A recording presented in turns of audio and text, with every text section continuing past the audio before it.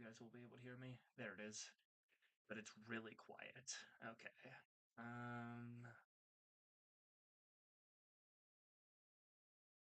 hmm. Hey there, Pixel. Uh, Let me know. Is the audio too quiet?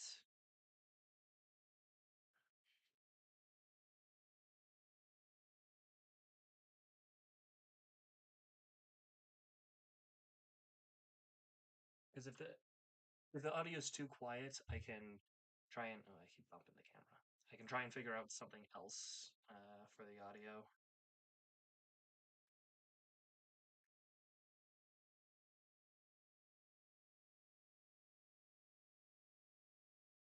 Because I don't want it to be too quiet where you guys have to like strain to hear me.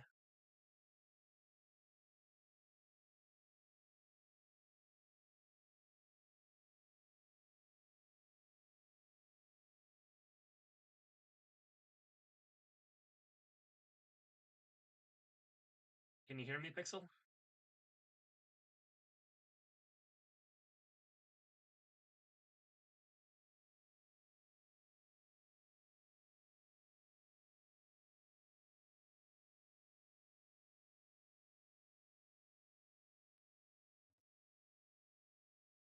Are you able to hear me?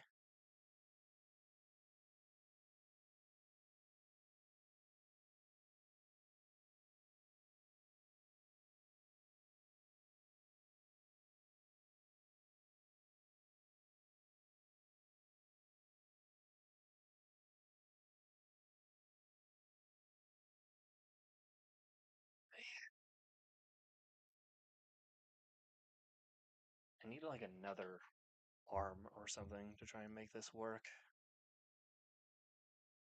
Hmm, maybe this could work.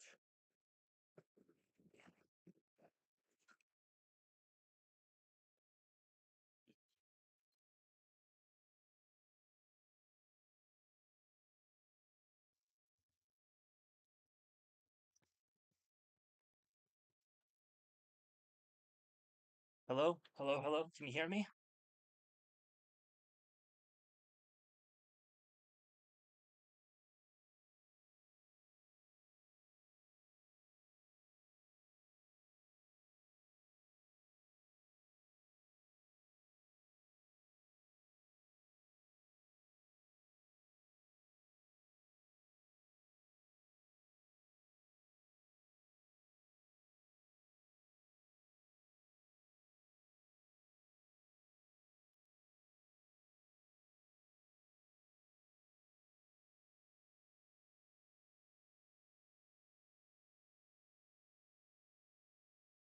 No, you can't hear me. What the fuck?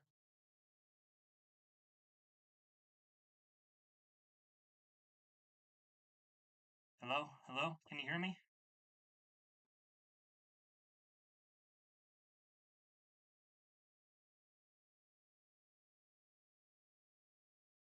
1 2 1 2 testing. Can you hear me?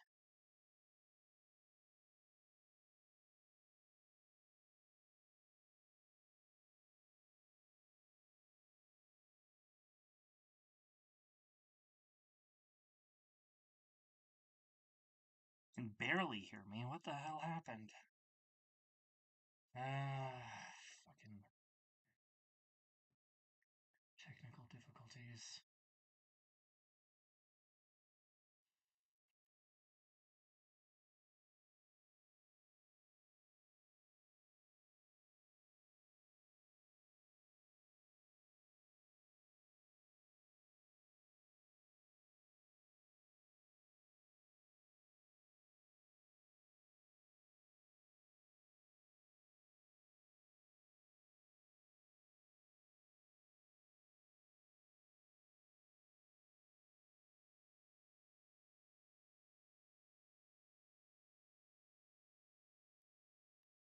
How do I sound now? Can you hear me now?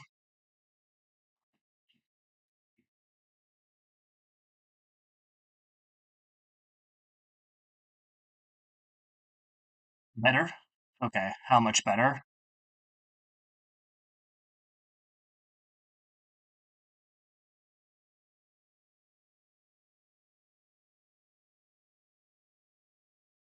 Can you hear me with your like device at a comfortable volume?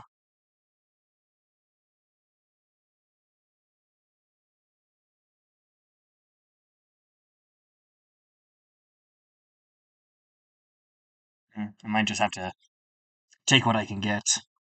Not sure if I can get any better than this with this current setup, because this current setup is a mess.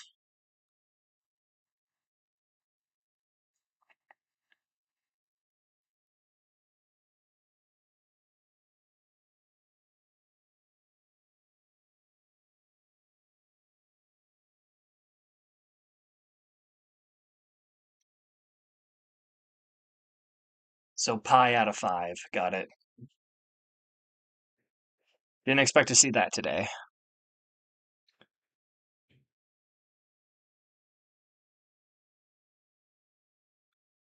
And just to clarify, you can still hear me?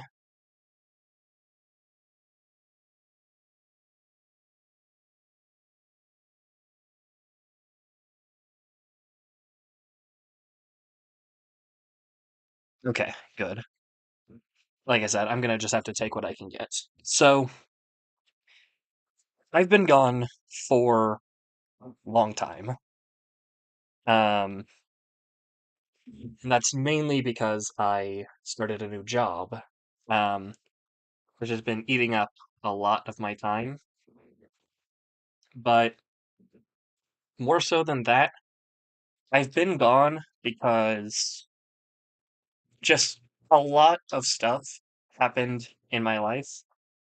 Um, a lot of stuff that were not good, like back to back to back.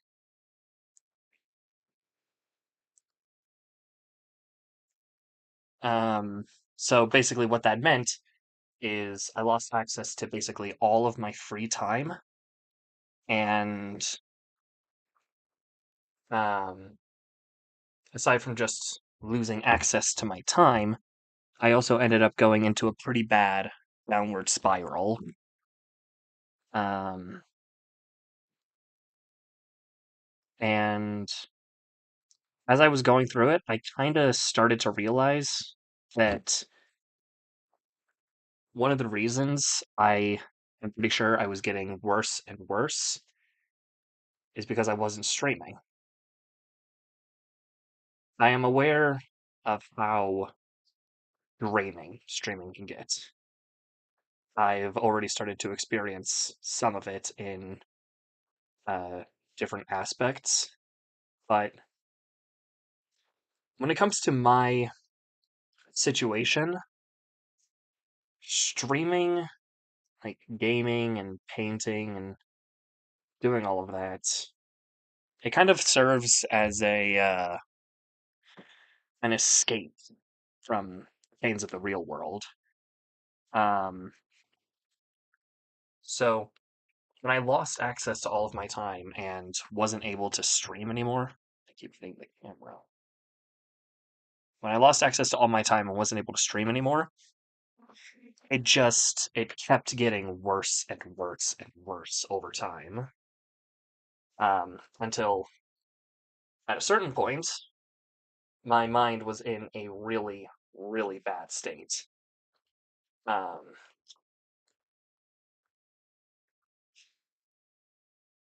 Overall, I am doing better. I'm adjusting the camera, so this might be disorienting. Overall, I am doing better, but I still struggle a lot. Um,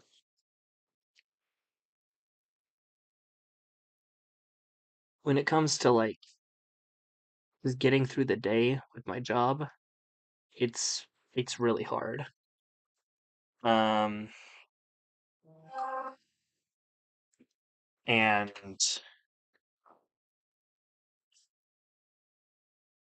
really overall, I'm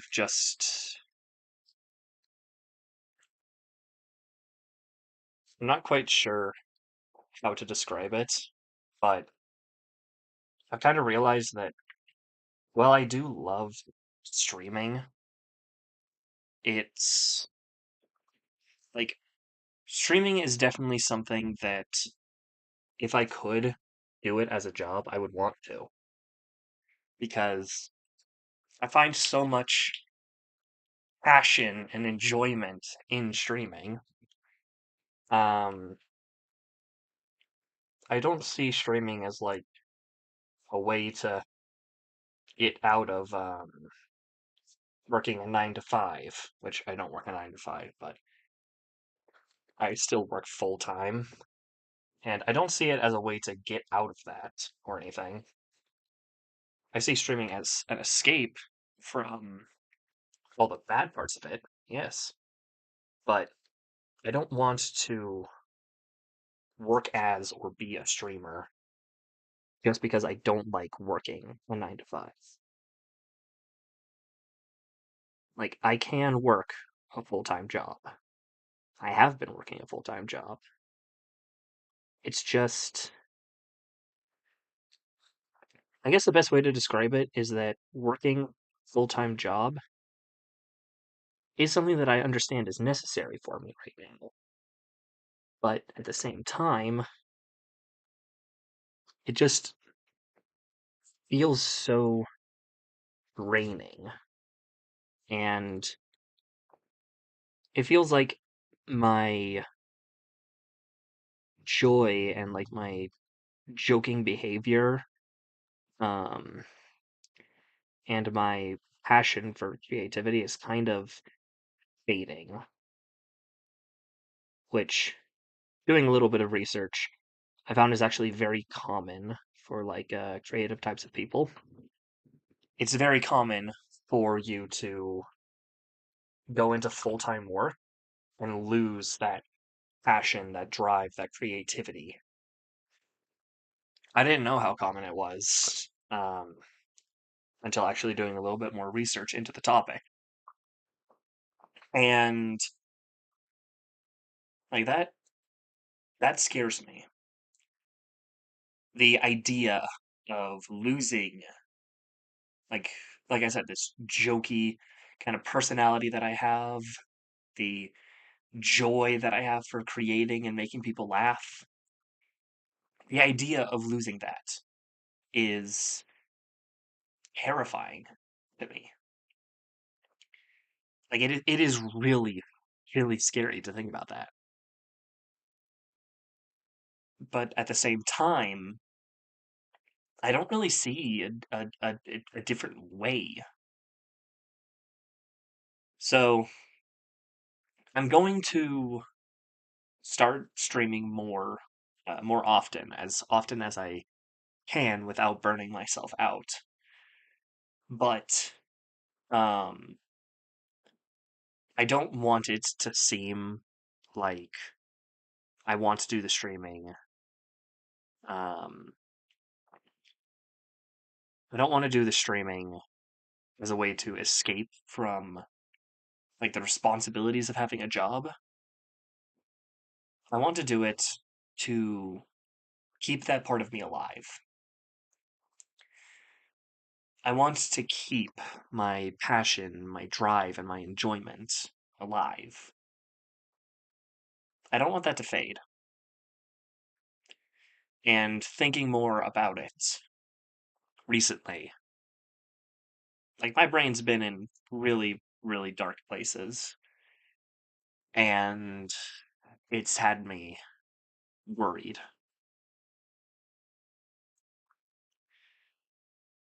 But having streaming, having this area, this place, this safe haven where I can just be myself. I can just be this this little idiot that exists on the internet and makes people laugh.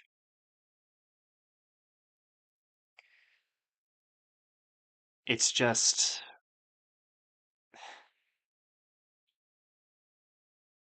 I feel safe here. I don't feel like I'm just going to suddenly disappear from here.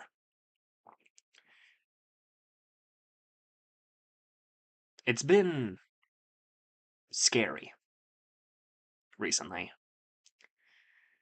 On top of all of the stuff that happened in my personal life, just being at this point in my life has been scary. And I don't want to lose the part of me that loves streaming. So I'm going to try my best to get back into streaming more regularly so that I can hopefully keep that alive. And one of the big things that I've wanted to do since I began streaming has been streaming my painting of miniatures. This is something that I started doing, um,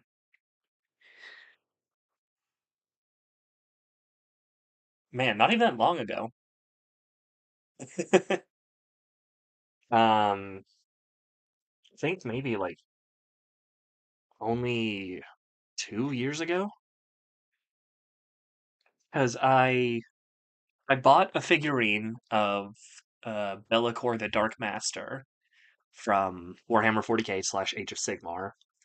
Um, and I had a friend of that, or I had a friend of mine paint that for me. He was gracious enough to do that for me. And after that, I got a set of the Demons of Horn. And from there, it just started to spread, kinda. I got my Dark Angels. Now I have my Zinch, my Slaves to Darkness, my Nurgle, my Slanesh. I love um I love assembling miniatures. It's really, really fun to me. And more so than I like assembling them, personally, I love painting them. I love painting miniatures and also learning about all of the weird lore in Warhammer 40K. Like this galaxy, this universe that Warhammer 40K takes place in is really, really weird, and I love it. I live for this type of shit. And since the beginning of me starting to stream again, pretty much since I became a Stream Glimmer, I have wanted to stream myself painting these miniatures. So, here I am finally doing it. In a time where I just need something to keep my mind busy and to keep me sane. Here they are, my goofy little shitty pieces of plastic.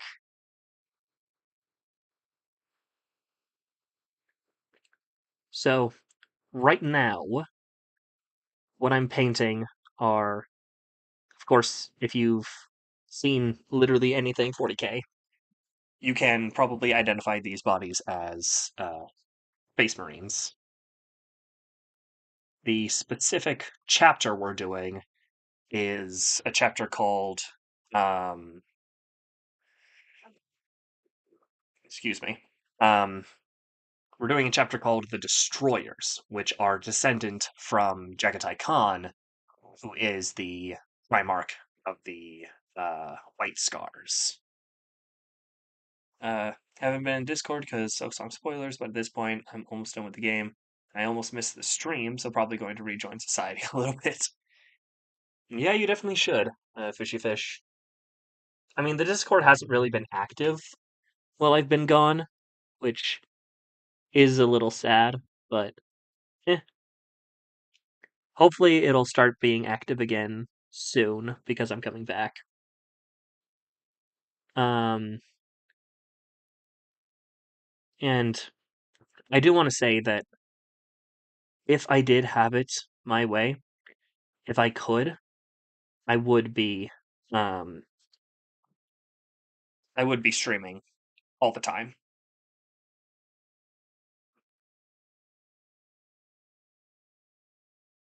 Don't read the message you sent in Discord. What did you do?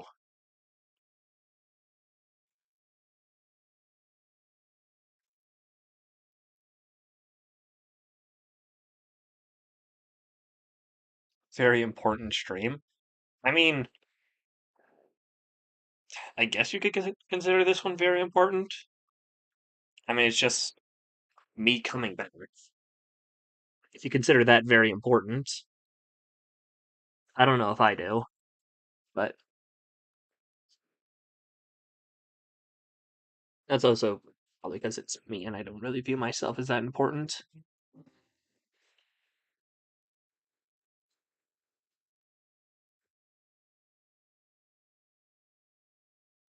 But yeah, this particular group of Marines are descended from the White Scars, their successor chapter. Now, I don't know all that much about Jagatai Khan and the White Scars. He's the Primarch that I've looked the least into specifically. Um, the one that I've looked the most into has been bumping things. Uh, has been the Lion of the Dark Angels, Lionel Johnson. Um, but I don't know. Something about these guys, when I was reading about the destroyers, something about them just caught my eye. So I decided that because my shelf needed a touch of, I keep bumping things, because my shelf needed a touch of yellow, I decided that these guys would be better to do than the Imperial Fists. Like, the Imperial Fists are all yellow, so it would be a lot more eye-catching. But yellow sucks to paint on, or sucks to paint. Layering yellow paint, I keep bumping things. Layering yellow paint is just horrible. Actually, gotta move this over here, make it easier on myself. Um, so I didn't want to do the Imperial Fists because they're just all yellow. So that would be agonizing for me. But doing just the yellow that's on these guys, I don't mind it as much because it is the Imperialis upon their chest, um, their helmet, and their shoulder pauldrons. Shoulder pauldrons. I'm pretty sure the pauldrons part implies the shoulder. Um, so that's a nice amount of eye-catching yellow for me, but it's not like agonizing paint. Like it's definitely not going to be easy to paint, but it's not going to be as bad as trying to do like the entirety of the Imperial Fists. Good yellow, yeah. This yellow, I think it's Everland Sunset. Where did I put it? Yeah, this one, Everland Sunset. It's a nice color yellow.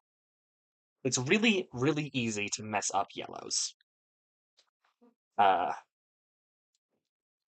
just the color yellow has a lot of bad versions of it, and I've seen many of them. So, for any of you who uh, don't know Warhammer 40K that much, the reason I'm painting their knees specifically red, I keep bumping the camera, is because I'm setting these guys up. Um, I'm setting these guys up to be of the third company, which, according to the Codex Astartes, as written by um, Robute Guilliman, the third company color is red. Some of them do it on their pauldron trim. I'll show you that later. Some of them focus. Some of them do it on their knees, like these guys. These guys do it on their knees. Um, I was kind of tempted to just make them first company, because then it would just be a white color on their knees. That would be easier for me to paint. But I don't know. I didn't want to take a full cop out. I didn't want to go the easiest route possible. So, red it is. And red on black is interesting in terms of coverage. It's not great. Trying to paint red on a black prime like this isn't going to always work out. Especially this red. This red covers like shit. But it's better than yellow. And really, that's the main thing that I care about, is just not having to paint yellows. Well, I mean, I am painting yellows, but not having to paint as much in terms of yellows.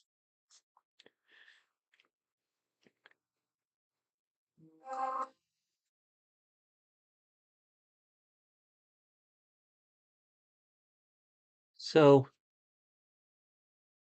another kind of thing that I wanted to try and do with this series, and I do want to make it a series, is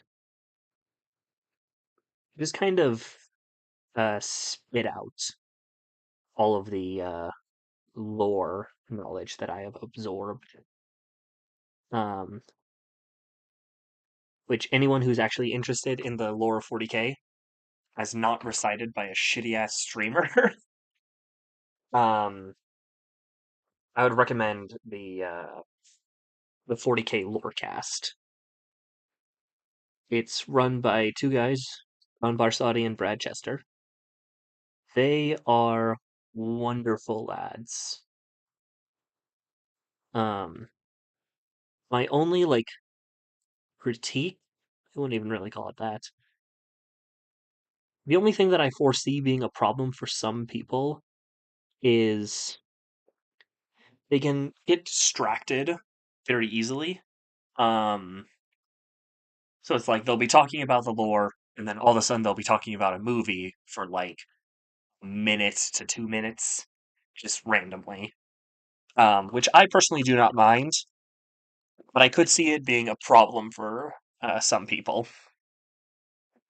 So I always recommend the 40k cast, but if people getting like sidetracked like that is a problem for you, then maybe you can find um, maybe you can find ones that don't get as distracted as easily.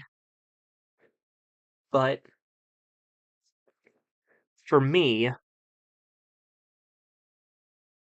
a decent amount of people, when starting to learn the lore of 40k, will go hyper specific.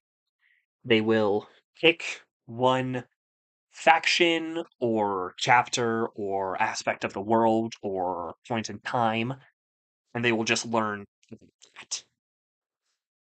I'm not so much like that, because I want to try and learn as much as I can about 40k. Um, I am personally a huge fan of 40k and everything that I've learned of it so far. There are, of course, like issues that I have, but you're gonna have issues with everything that you love. Um, so I've just kind of been learning everything that I can. So in terms of reciting what I know, there's a lot. So I won't be reciting like everything, but I don't know. Over time, maybe I might have also been painting this off camera. Yes, must collect all knowledge. I bumped the camera with my nose. Um, but over time, I might end up just saying pretty much everything that I know. So I am going to start with my favorite aspect of 40k, though, which probably unsurprisingly is chaos. The four chaos gods. I that was horrible. The four chaos gods. So each of the four chaos gods essentially prizes a feeling slash knowledge slash emotion. You have the one that probably most people know, being Horn. He's basically the chaos god of battle, blood, conquest, war, and his primary color is red. So basically, with Khorne, it's not so much the act of murder. It's not killing simply that feeds Khorne. It is battle. It is war. It is the fight. That is what Khorne makes. That's what feeds Khorne. Um, when you have just the pointless slaughter, when you have killing for the sake of killing, you have Slanesh, the um, the chaos god of excess, fiction, seduction. Her primary colors are pink and purple. She I say she, technically, Slanesh is genderless, but I don't know. I've pretty much called it she for as long as I've been in the fandom, so I'm gonna just stick to it. Um, but she was created, birthed, if you will, during the early, well, not early, but uh, what's called the Golden Age of Technology in the Warhammer 40k universe. He was born because of things known as the Eldar pleasure cults, or the Eldari pleasure cults. The Eldari are Xenos. I'll get into them later. But she um, was created because of the pleasure cults, their constant desire for more and more and more. Um,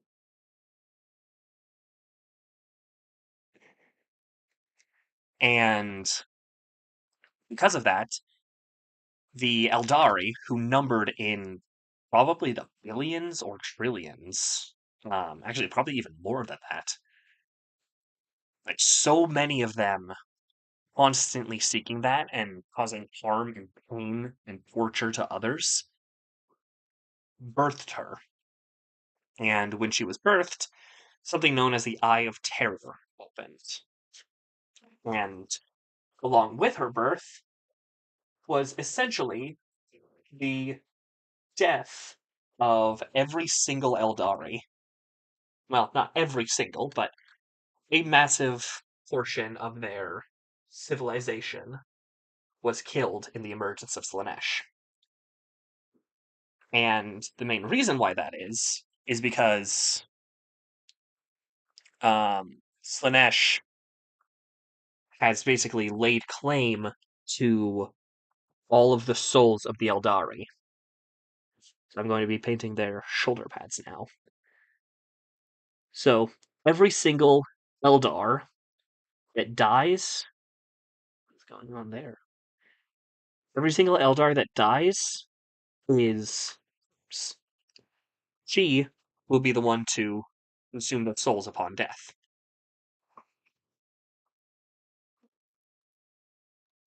No matter what, um, an Eldar, when they die, will be consumed by Slanesh. This is a set fate for um, it's a set fate for all Eldar. As a result, the Eldar have tried to find ways to get around it. A lot of them aren't great at it, but they try.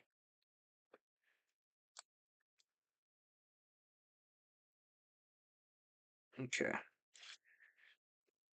So that's shoulder pad. I feel like these. I actually think the airbrushing that I did on these might have actually done most of the work, so I don't think I need to keep painting these. So let me just break them off the toothpicks.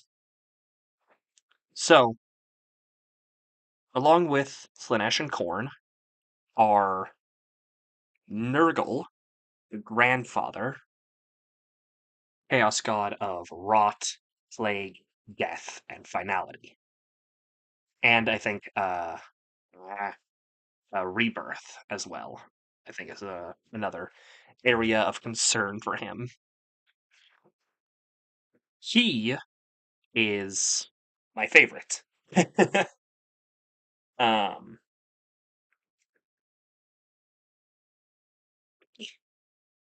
he most of the chaos gods are constantly trying to get at each other and cause problems and overall just be the one with the most power. Nurgle is sure he's trying to do that too, but to a much lesser degree than the others. Nurgle is just chilling. He's vibing.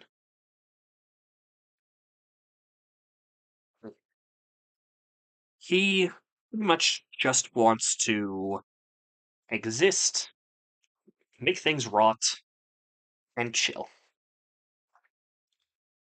Despite his heretic legion, which I'll get into later, being pretty intense, Nurgle is pretty relaxed. Like he still does some horrible things, but compared to the other Chaos Gods, he's pretty relaxed. Um, let's see, where did I put my Exacto? Okay, one moment. My Exacto was over on the table, and I needed to retrieve it. Because we've got some stuff still back here from the blue and um, toothpick. So I just want to trim off a bit before trying to glue these onto shoulders. Which, it's going to be a while till we're gluing these on, but still.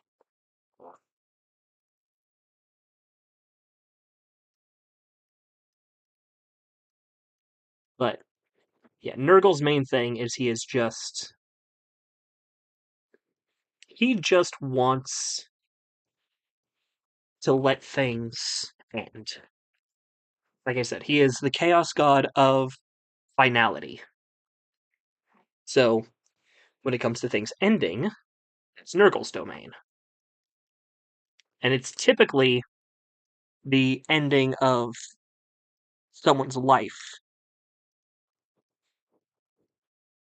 which, you know, is kind of a bad thing in most people's opinions. But with Nurgle, the end is not truly the end. Because Nurgle has zombies. He actually has a couple different types of zombies. Ah. So, well, he is the god of finality and death. He is also the god of rebirth. Uh,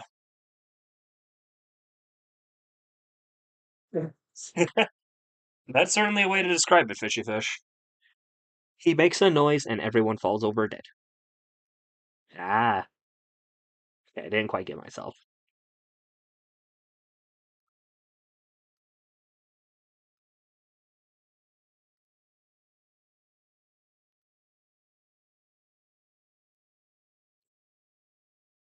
So, that's three of the four Chaos Gods. And I have covered my favorite. But one that I do still really like is Zeke. Oh, I forgot to mention, Nurgle's color, as you guys could probably guess, is green. It's just his color. So, Then there's Zinch. Zinch, out of all of the Chaos Gods, plays the long game. Zinch is the Chaos God of change, magic, sorcery, and manipulation.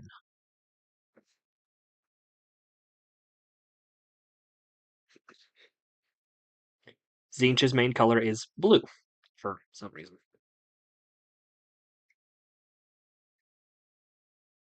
So, with Zinch, he seems to always have a bigger agenda, a bigger plan.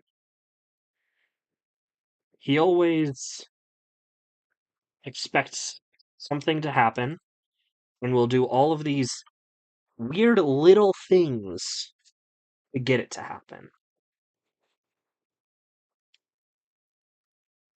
Things that to most individuals seems like he's failing or losing or not doing as much as the other Chaos Gods. But to Zinch and his massive, apparently never changing plan, it's all working, it's all intended. And because of that, there's been a lot of weird events involving Zinch. Um, but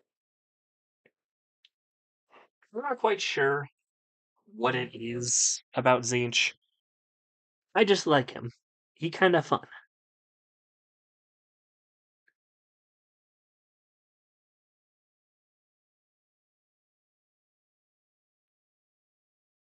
Actually, I should have my file at one moment.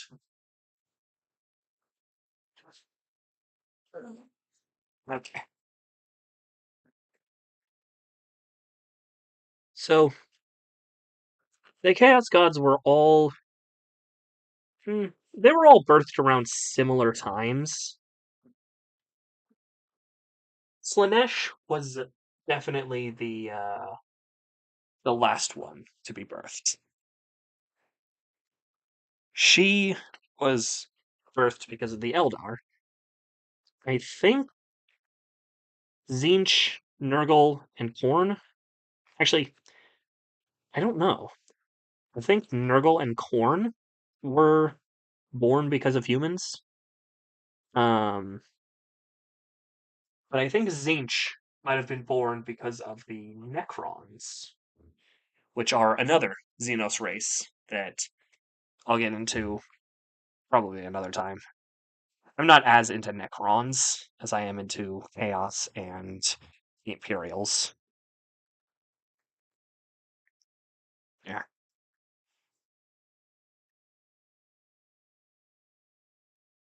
So each Chaos God has their demons, um, which are well, they're demons. They are servants and warriors to the Chaos Gods. Because within the Immaterium, otherwise known as the Warp, um, eh, for some reason, within that realm, demons exist. They're actually a very common sight. This one needs more pains. Um, and they have different levels for these demons. They have their lesser demons, which are like their foot soldiers. So for Horn, his foot soldiers are the bloodletters, which are these little red guys. Basically, when you think of a demon, they're probably what you think of. The bloodletters look like very stereotypical demons. Let's set him down now. Um, Slutnesh has her demonettes, which are weird, pale vampire crab ladies. That's the best way I can describe them. Um, Nurgle has his plague bearers, which are these fucked up and twisted, grotesque, mutilated zombies. And then Zinch has his Zangor, Tzaangor, I think. Zangor, something like that. Which are basically these weird bipedal goat bird demon creatures. I think they're neat looking, but they're weird as fuck.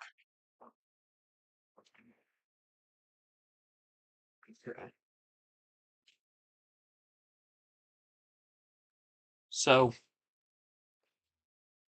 Zangief. No. Zinch and Zangief are not friends. Okay. So, I've got a couple spots on these guys that I need to clean up. So, I'm going to do that real quick. Then we'll start assembly and some more specific touch-up work.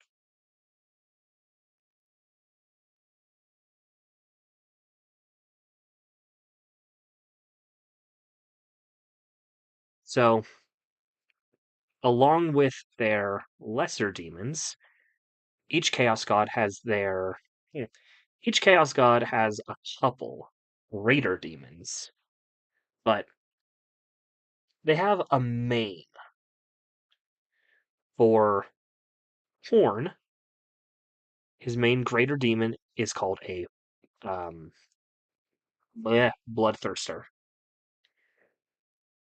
Bloodthirsters are basically, if you imagine the Balrog from Lord of the Rings, if you imagine the Balrog, but taller and somehow even more jacked than. Actually, I should be putting these guys on the pedestals. If you imagine it even more jacked, then you're pretty close. They carry these big. Wrong button. They carry these big axes and whips.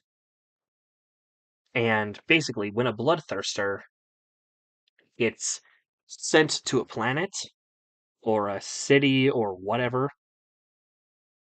it's basically just sent there to kill. It is sent there to fight. It is sent there to destroy. They don't send a bloodthirster on diplomatic missions. At least as far as I know, there's never been a time where they have done that. Focus. Which, it makes sense, knowing who Korn is.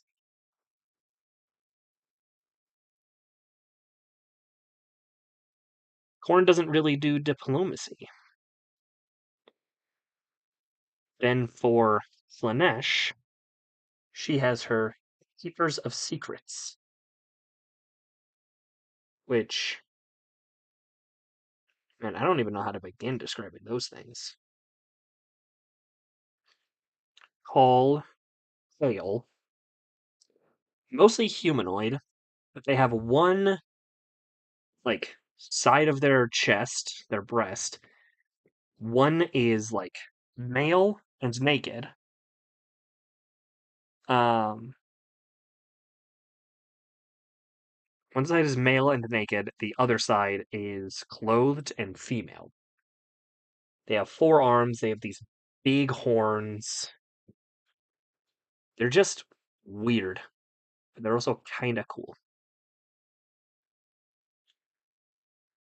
I don't know if I'd ever get one and put it on my shelf, but who knows. For Nurgle, he has his great unclean ones, which are just these big blobs of flesh, these big toothy grins, and these big old horns.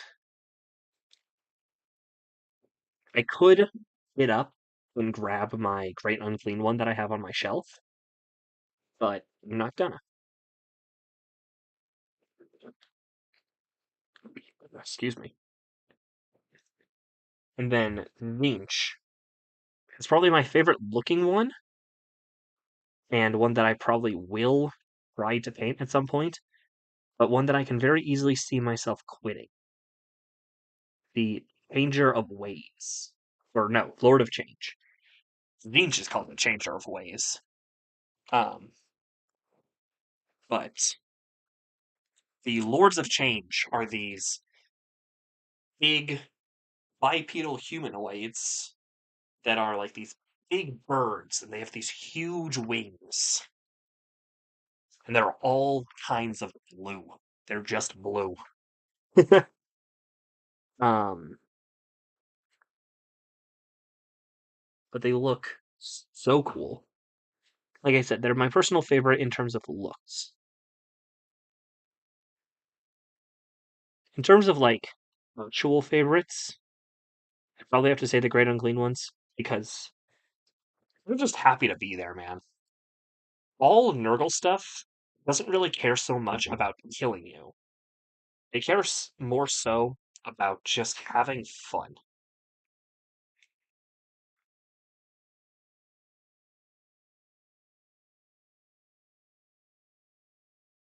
They're just chilling. They're just having fun. Sure, to them, having fun is killing and infecting innocent civilians of a planet, but they're having fun. And really, that's all that matters.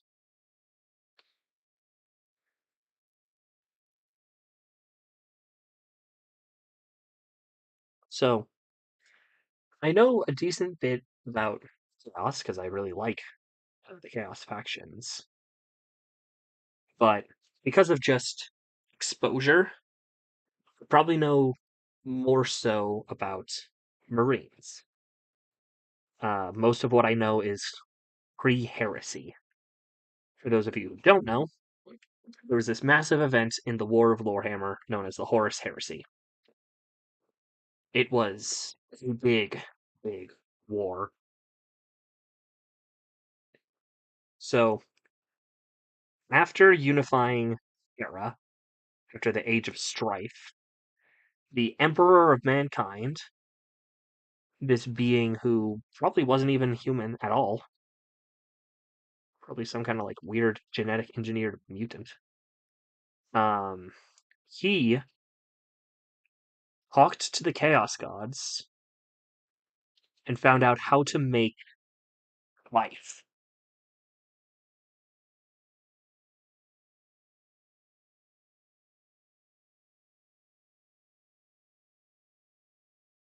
What's up, Pixel?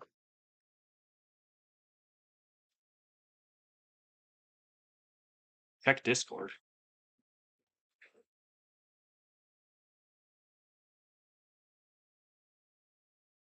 Ah,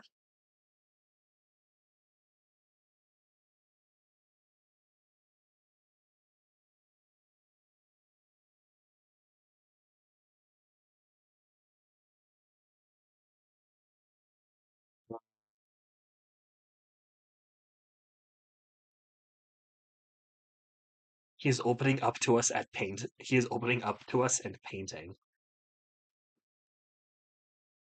It's, we do not want him to fail art school. We should have learned our lesson from the past events. Jesus.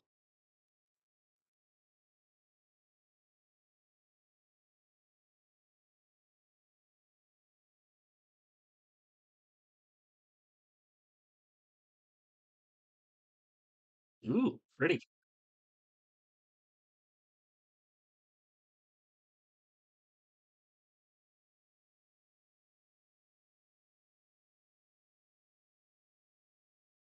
What in the world?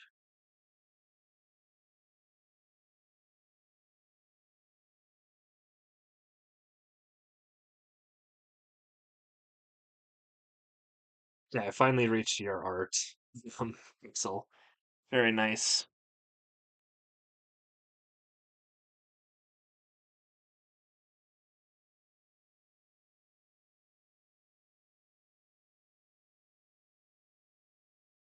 At least more's happening in the Discord.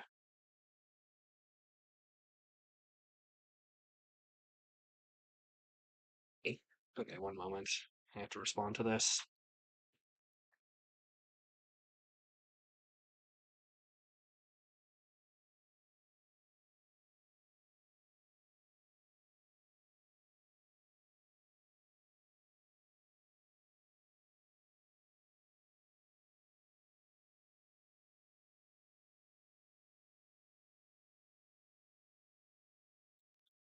Back to this. So, the Emperor got into contact with the Chaos Gods and learned how to create life. With this, he made his Primarchs. He made 21, technically, um, though there were only 18 um, legions of Space Marines. That's because two of the Marines were removed from Imperial history, and one of the Marines is a twin.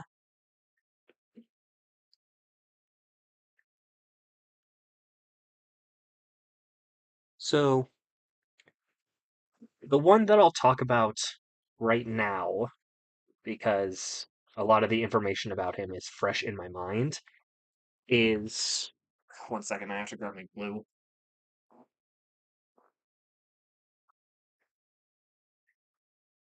Is uh, Robute Guilliman. Aside from his name just being weird, he is the Primarch of the Ultramarines. The Ultramarines are basically the poster boys for Space Marines and for Warhammer in general. So he is basically like a master in terms of tactics and like critical thinking. So when he came back, I'll touch on where he was a little bit later. But when he came back, he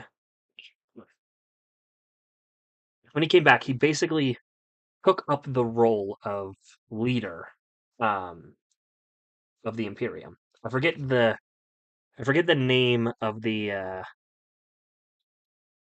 faction or like the actual title, not the faction. I forget what the actual title he gave himself was, but essentially he was now in command of the Imperium because after the Emperor died, the Imperium went under the control of the Lords of Terra, who did a shit ass job. So when Gilliman woke up from technically being dead, he just saw the state that the Imperium was in and just said, fuck no, I'm fixing this. So that's what he did. He basically just took most everything of the Imperium and reunified, sending them to the places they needed to be sent to, and ensuring that all of the problems he had noticed get solved. Gilliman is a very hands-on type of person. So when he woke up and saw the state that the Imperium was in, he basically immediately pulled up his bootstraps. He's never really been the type of person to just tell somebody else to sort the problem out. He's always been the type of person to sort it out himself. So that's what he did. Lord Commander and the Imperial Regent.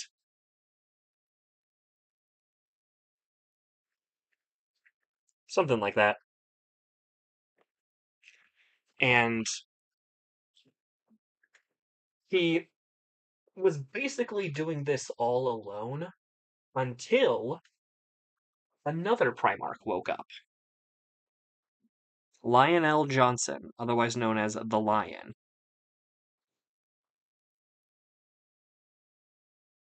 Yeah, these are a little messed up. Hold on. Fucking hell. I knocked my microphone down.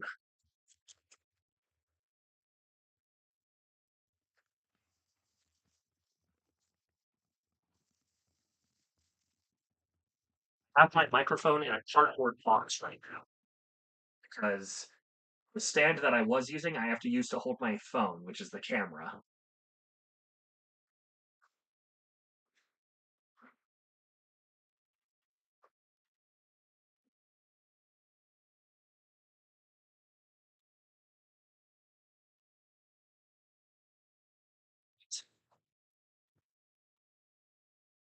So, the only other Loyalist Primarch to wake up or come back in any way so far, I have it going the wrong thing for right now, has been the Lion, Lionel Johnson, Primarch of the Dark Angels.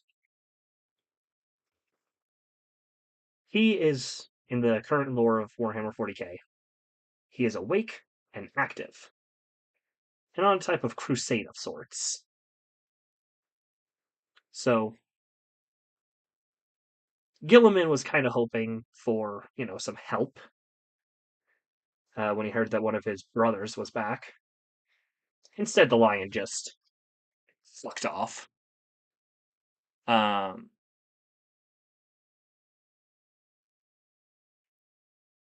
so, right now, there are technically, yes, two Primarchs that are alive.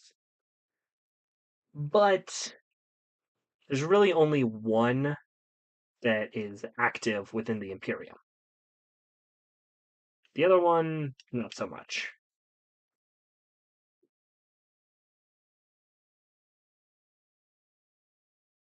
The arms are a little messed up.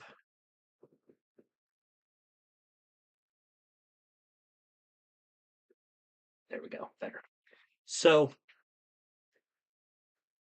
to the Imperium, to the Imperium, to the Imperium, there's pretty much only Gilliman. Because Gilliman is basically the only one doing anything. Lionel Johnson is just going around with his Dark Angels, killing things, and bringing other Dark Angels who had fallen from grace back into the fold. He's been taking a sub faction of the Dark Angels, known as the Fallen, and turning them into a different type known as the Risen, because they have risen from, I don't know, shit. The real reason is they're called the Risen because they were the Fallen, and they have risen back up the Dark Angels. So, we just put the arms on this guy, which include his gun, which is a bolter. Well, this one might be a bolt rifle. I'm not really sure. But bolters are really fucking scary in terms of guns. The bullets of a bolter are basically like grenades. Uh, they hit you, they blow up, and basically, after it hits you, you have no upper body. That's how fucking powerful these things are. So now we're gonna put on the shoulder pads or pauldrons. These usually require a little bit more glue. So normally I don't do this kind of painting. I don't normally do sub-assembly.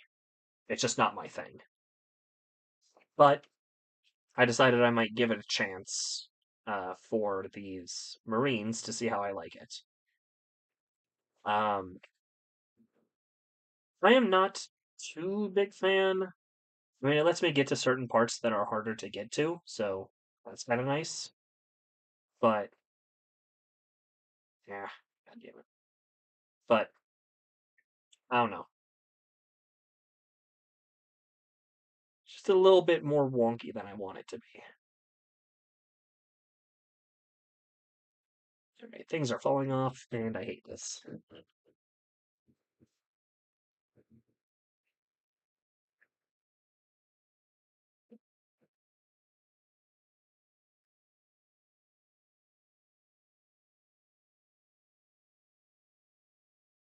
That's good enough. So then we have their backpacks slash power packs, which I think, yep, I left over here.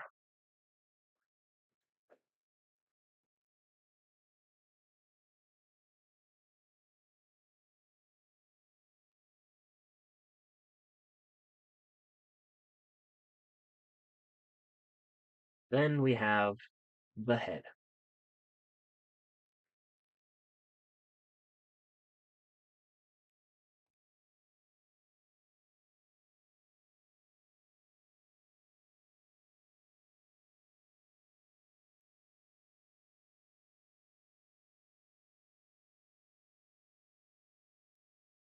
There we are.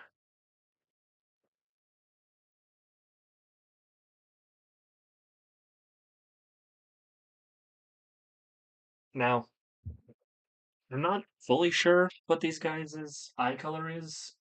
Let me look it up. 40K destroyers.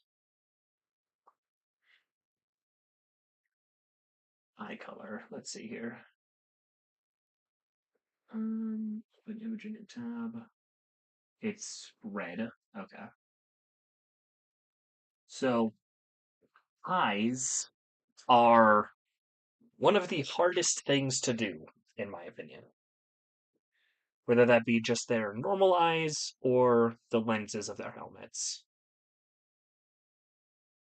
I just think, in general, it sucks to try and do. They're not fun.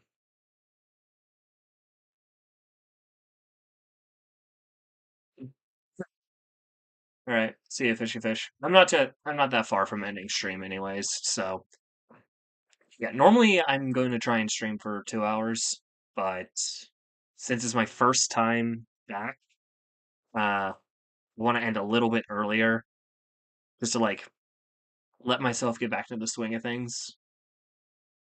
So I'll finish up painting this guy, and then I'm gonna call it.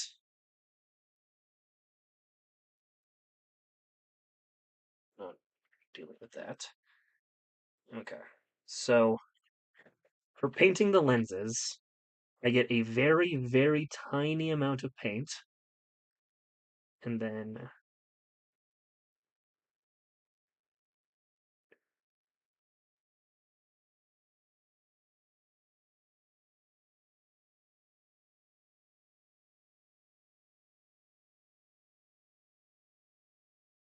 there we go.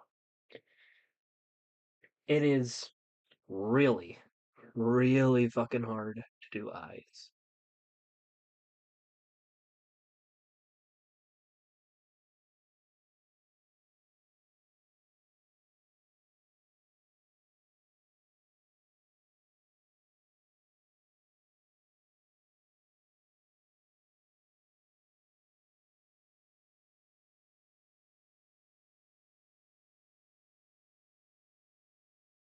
There we go.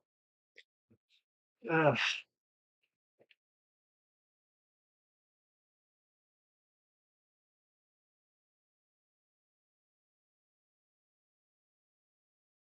So doing eyes, focus, is never fun for me. But I don't know why, but I just feel like I have to do them. So when it comes to it, I just do it. So these are my destroyers. Their shoulders are a little funky, so I think I have to remove some more of the residue inside of them. So I'm going to do that. But for now, that'll be it. I have officially returned, and I plan to stay returned. I don't plan on just ditching immediately. So, like I said, I'm going to try and stream every week. I don't know how many times per week, but at least once. So, thank you, everyone, for being here, for listening to rant, um, for listening to me just blab about Warhammer lore, shit like that. And like I said, I want to stream to keep a part of me alive, a part that I don't want to lose. So, thank you to everybody who came here. If you enjoyed this, please give it a thumbs up. Lets me know that you enjoy what I'm doing. If you want to see more, please subscribe and join the Discord. That way you can be informed about when I actually am about to stream. Because usually the Discord is a better option because YouTube is very random and stingy, which with if they will tell you when I am streaming. But anyways, thank you. And I'll see you guys next time.